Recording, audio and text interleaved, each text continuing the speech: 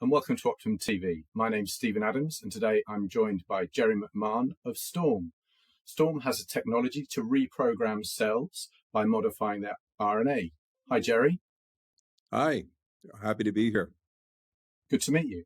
So tell me, where is STORM based and where does it come from? Yeah, STORM was founded in Cambridge, UK. It is a spin-out of two professors there, Tony Kazarides and Eric Miska at the University of Cambridge. And as you mentioned, we're focused on modifying RNA, which of course is a central molecule for disease and for cells. So I'd love to talk to you about it. Excellent. And tell me, STORM isn't a gene therapy company, as I understand it. You're modifying RNA, but not by manipulating RNA itself. That's correct. Yeah. So there are many ways you can affect the biology of RNA. RNA is central to making proteins in the cell. Everyone knows about DNA and editing DNA, but RNA is the central player between DNA, which encodes proteins, and actually making the proteins. And we are modifying that RNA with chemicals, small molecules that can interfere with enzymes that modify RNA. So we're not directly affecting RNA by binding, but we're going through an intermediate step through enzymes that highly regulate RNA function. Now, there are particular advantages to a small molecule route for modifying RNA. Yeah, there's a lot of advantages. And as you might know, small molecules are the backbone of the pharmaceutical industry.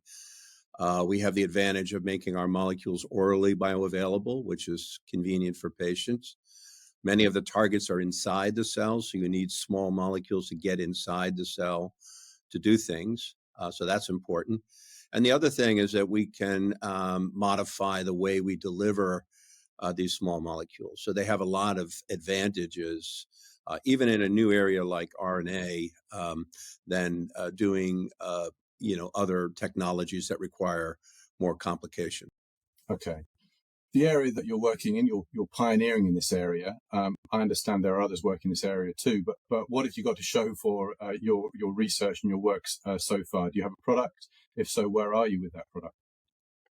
Yeah, we're excited because we're the only company with a product that modifies RNA with a small molecule to advance it into clinical testing.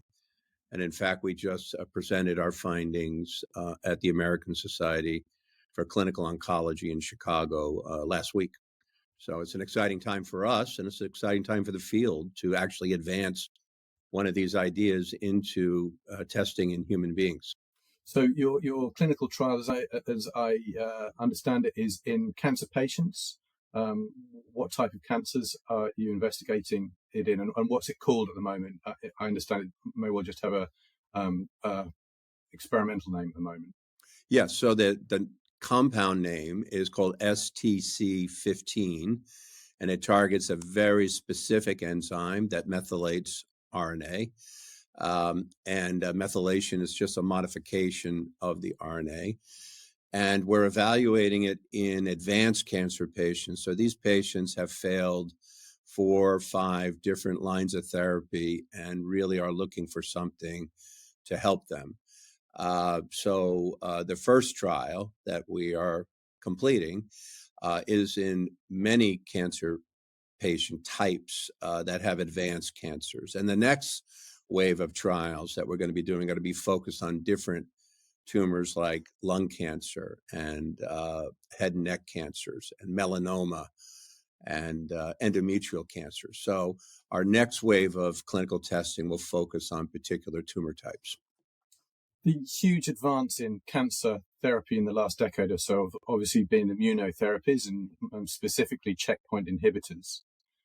Does your therapy work in a similar way, in a different way, and can it be used in combination with checkpoint inhibitors? That's exactly what we're doing. We have a molecule that stimulates the immune system. Checkpoint inhibitors, immunotherapy, release the immune system, if you will, inhibit the brake. We stimulate or accelerate the immune system through different cells. And the two approaches are very complementary to each other. So our next wave of trials that I mentioned to you will be in combination with immunotherapy, antibodies specifically, that can unleash the immune system. We think the combination could be very, very powerful and provide long-term benefit to cancer patients. Where are you in terms of funding? So we have been well-funded for many years, and because of the next trial, we are in the process of seeking funding to support that clinical work.